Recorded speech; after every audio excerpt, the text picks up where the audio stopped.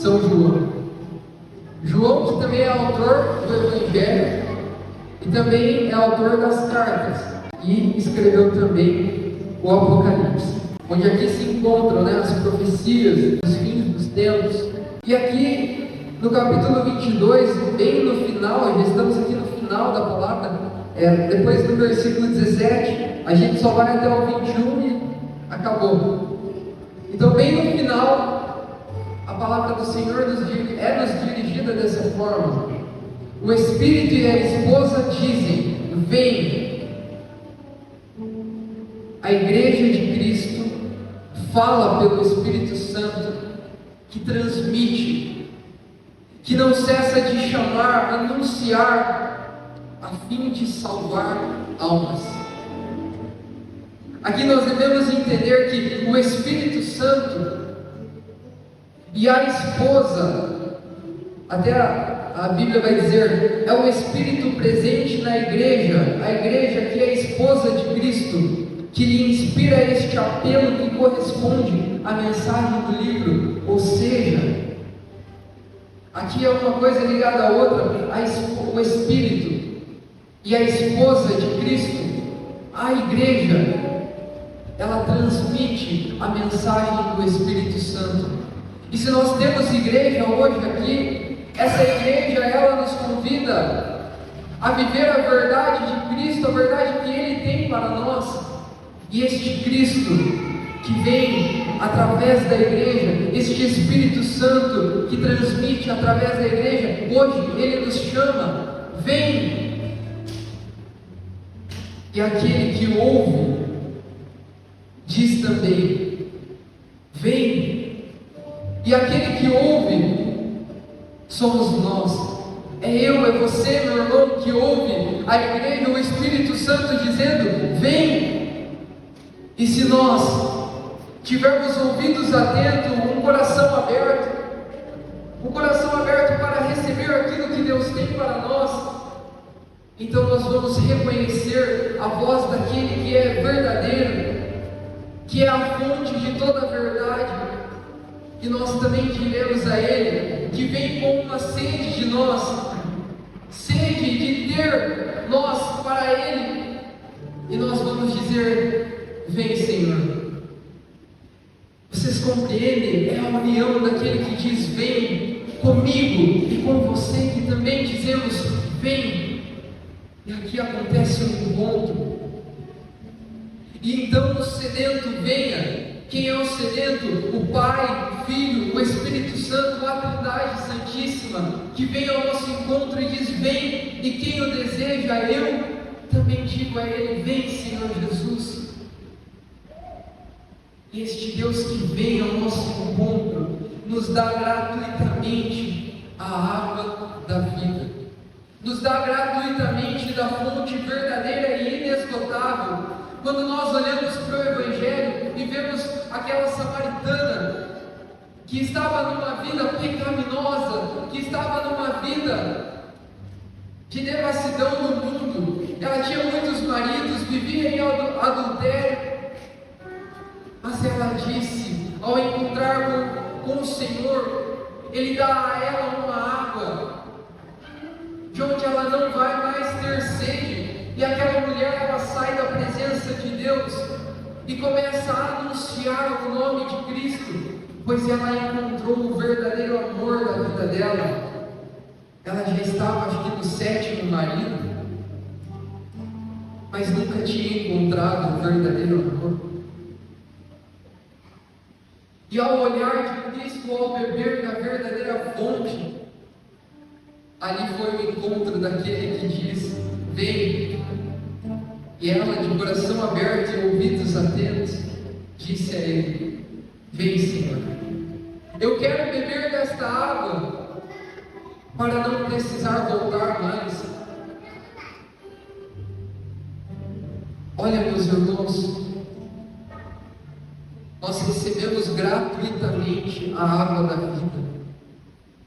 E isso não é algo fútil, algo supérfluo, mas é real. Preenche verdadeiramente a nossa vida, transforma, liberta. E nós vamos ver que um pouco mais adiante, Apocalipse, no 22, versículo 20, vai dizer assim: aquele que atesta estas coisas diz: sim, venho muito em breve. E nós dizemos: amém. Vem, Senhor Jesus. Como muitos conhecem, Maranata, vem, Senhor Jesus. Sim, venho muito em breve. Vem, Senhor Jesus. E quando nós olhamos para este Deus que faz esse convite para nós nessa noite, e nós olhamos para o mundo, o que o mundo tem a nos oferecer? As coisas mundanas, a perdição, o luxo, ostentação, a vaidade, a soberba, a busca incessante pelo dinheiro, fama, sucesso, poder, como se o dinheiro e todas essas porcarias, me desculpa a expressão, fossem o Senhor da vida dessas pessoas. E muitas vezes nós fazemos disso tudo o Senhor da nossa vida. E esquecemos que tem algo que é verdadeiro, que é um alimento sólido, que quer nos saciar de verdade. Mas essas coisas é o que o mundo oferece, é a consequência por buscar as coisas do mundo. E aí nós vemos que a busca por estas coisas nunca vai preencher. São famílias destruídas, é adultério acontecendo, é desordem atrás de desordem, e no fim de tudo, um enorme, mas muito grande vazio no coração dessas pessoas. É um vazio no meu e no seu coração quando nós colocamos qualquer dessas coisas à frente de Deus e esquecemos que em primeiro lugar deve estar Ele, e essas coisas nunca devem ocupar um lugar sequer na nossa vida, mas é Deus que tem que preencher desde o primeiro lugar e a nossa vida por completo. E no fim das contas, é uma vida sem sentido, é muita angústia no coração, é extremamente um vazio. E nós vemos quantas pessoas que chegam ao ponto de tirar a própria vida porque já não encontram mais sentido. Chega ao ponto de pensar pensamentos de morte e começa a dizer: eu não tenho mais valor. Mas meus irmãos, essa é a consequência do pecado. Essa é a consequência por escolher as coisas do mundo, as coisas erradas, e não deixar que Deus sacie a nossa sede. É isso que o mundo dá quando nós não bebemos da verdadeira fonte, aquela que quer nos saciar verdadeiramente.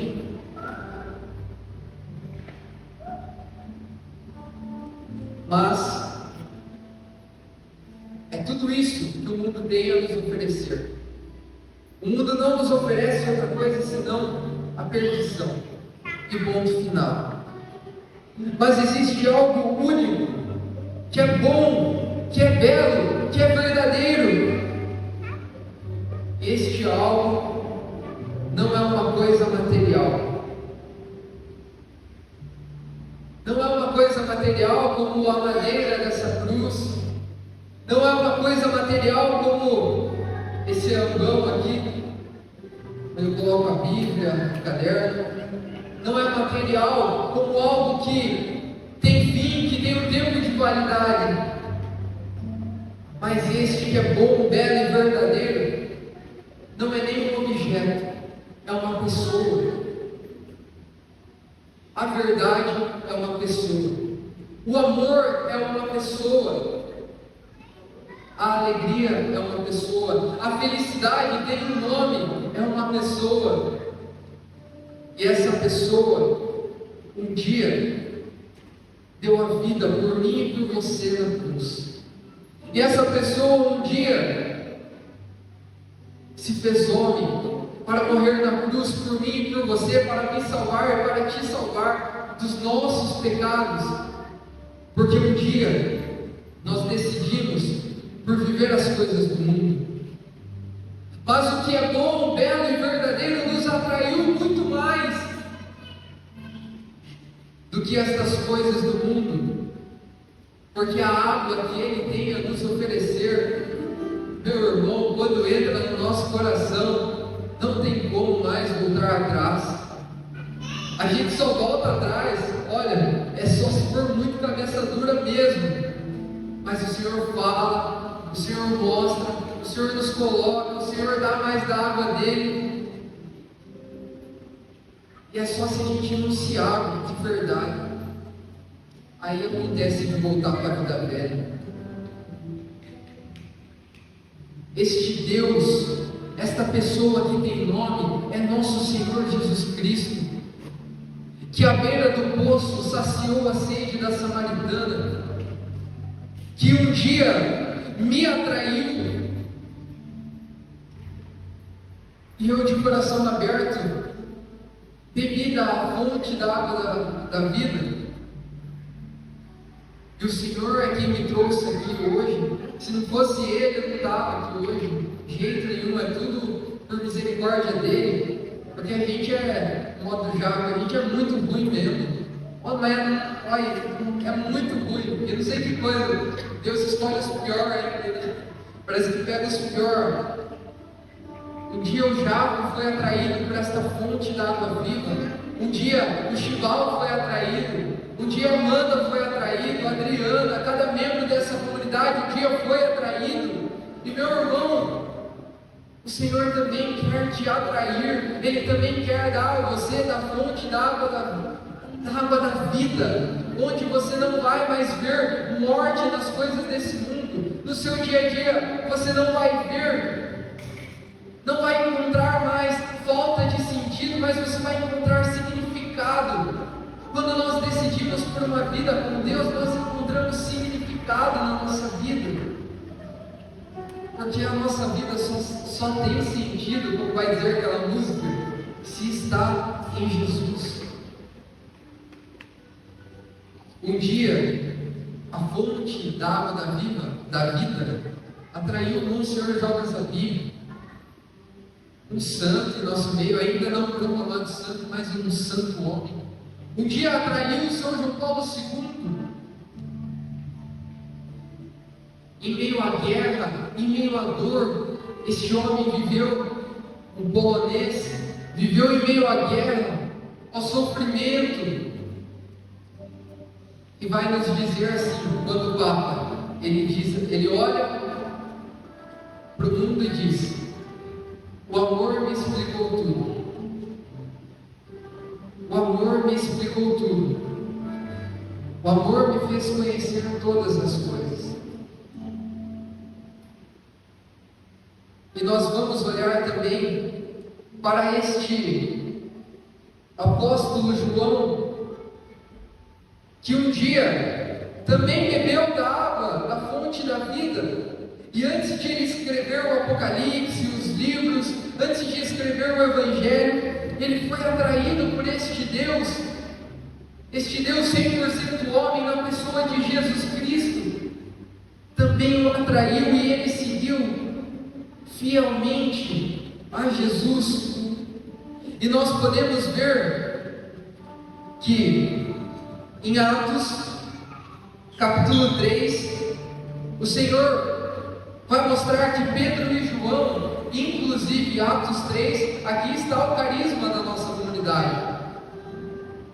Quando Pedro e João estavam na porta do templo, e ali tinha um homem que era aleijado, e todos os dias ele ficava à porta do templo para pedir esmola. Então, vendo Pedro e João que iam entrar no templo, implorou aos dois que lhe dessem uma esmola. Pedro, porém, fitando nele os olhos, junto com João, disse-lhe: olha para nós. Olha para nós. E aí, ele os olhava atentamente, esperando receber deles alguma coisa. O aleijado, ele ficou olhando para o Pedro e para o João. esperando receber alguma coisa, e ele achou que Pedro e João iam dar alguma esmola, um pedaço de pão, algum dinheiro para comprar alguma coisa para comer. Mas Pedro e João não estavam ali para dar aquele aleijado um pão, alguma coisa para saciar a fome naquele momento, não. Mas Pedro e João dizem a ele: nem ouro nem prata possuo, o que tenho, porém, isto te dou. Em nome de Jesus Cristo, o Nazareu, anda. E tomando o aleijado pela mão, ergueu-o. No mesmo instante, seus pés e calcanhares se firmaram, de um salto pôs-se em pé e começou a andar. E entrou com eles no templo, andando, saltando e louvando a Deus. Olha que bênção, meus irmãos! Aquele homem esperava receber algo que saciaria a sede dele naquele momento, mas ele recebeu uma água, algo muito maior do que ele podia imaginar. Ele foi ali transportado pela verdadeira fonte da água da vida, onde o próprio Cristo, na pessoa ali, através de Pedro e João, que um dia foram alcançados, também se deixando usar como instrumentos de Deus, estendeu a mão para aquele homem e disse: o que eu possuo eu te dou, levanta e anda. E dando a mão para aquele homem, o homem se pôs de pé no salto e saiu louvando e bendizendo a Deus para todo o templo, porque ele tinha bebido da fonte da água da vida. Olha só que lindo! E quando nós vemos no Evangelho de São Lucas, capítulo 5, versículo 23, Jesus vai dizer: que é mais fácil dizer, teus pecados estão perdoados, ou levanta-te e anda? Pois bem, para que saibais que o Filho do Homem tem o poder de perdoar pecados na terra, eu te ordeno, disse ao paralítico: levanta-te, toma a tua maca e vai para a tua casa.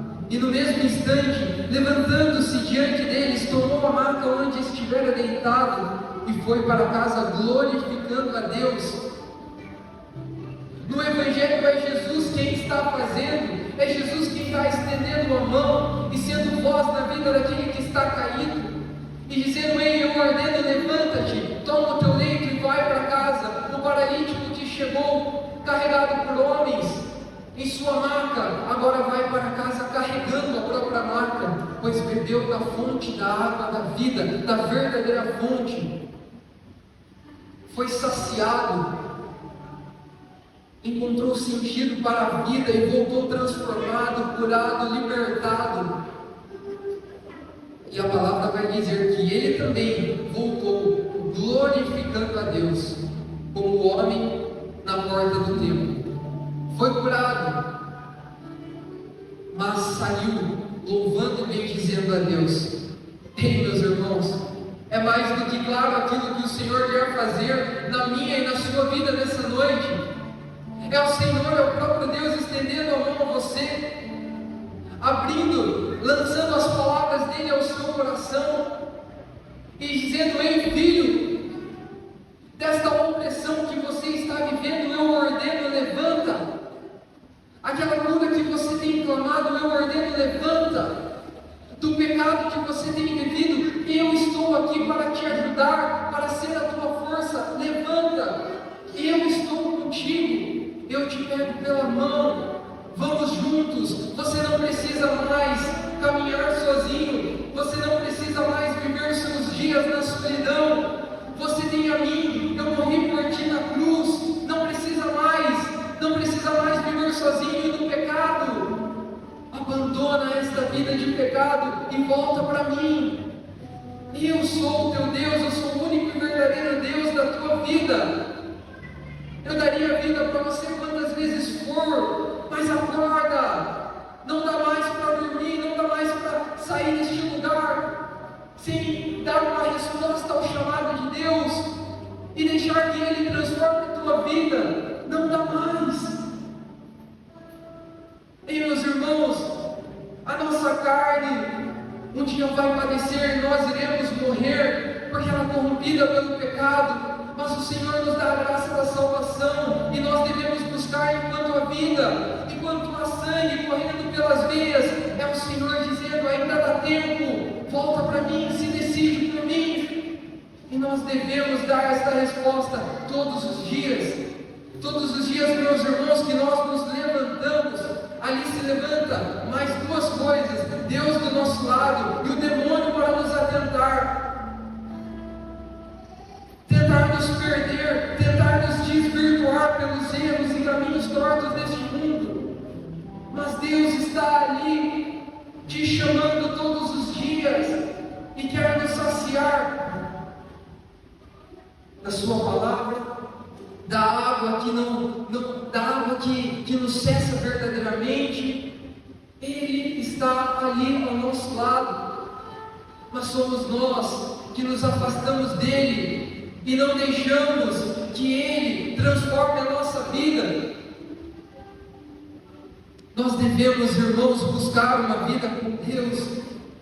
E olha, todos esses que eu citei, Monsenhor Jonas Abib, São João Paulo II, até nós, né, cara? Muito menos do que esse, mas já fomos perseguidos também. E somos, graças a Deus. E olhamos para tantos santos da igreja, foram perseguidos. São João foi perseguido. Os evangelistas foram perseguidos. São Paulo foi perseguido, foi preso, e na prisão continuou escrevendo as suas cartas. As famosas cartas de São Paulo, que lindo, né? A gente pega a paleta, aqui hoje é palpável. E aonde foi escrito? Ele pregava em nome do Senhor, vai preso, perseguição. Tá bom, aqui dentro da cadeia eu vou continuar escrevendo. Olha, meus irmãos, se decidir por Deus é também assumir a cruz na nossa vida, que nós seremos perseguidos. Muitas vezes seremos até humilhados, porque nós professamos o nome de um Deus que é verdadeiro, mas seremos perseguidos. E estou nem aí também para ser perseguido. O que importa de fato é a minha resposta para Deus. O que importa de fato é a resposta que o Senhor quer que você dê para Ele. É isso que importa. Ele não quer mais nada do que o relacionamento entre Ele e você. Ele que tem sede de você e diz: vem.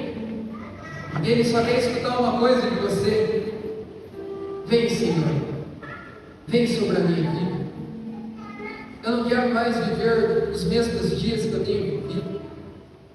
Eu não quero mais viver mais do mesmo. Eu quero viver algo diferente, uma vida com o Senhor. O Senhor sempre esteve ali, Pai, mas agora não quero que o Senhor só esteja ali, mas eu quero te procurar. E eu quero, de fato, assumir o Senhor, e que o Senhor tome as rédeas da minha vida e me conduza segundo a tua vontade.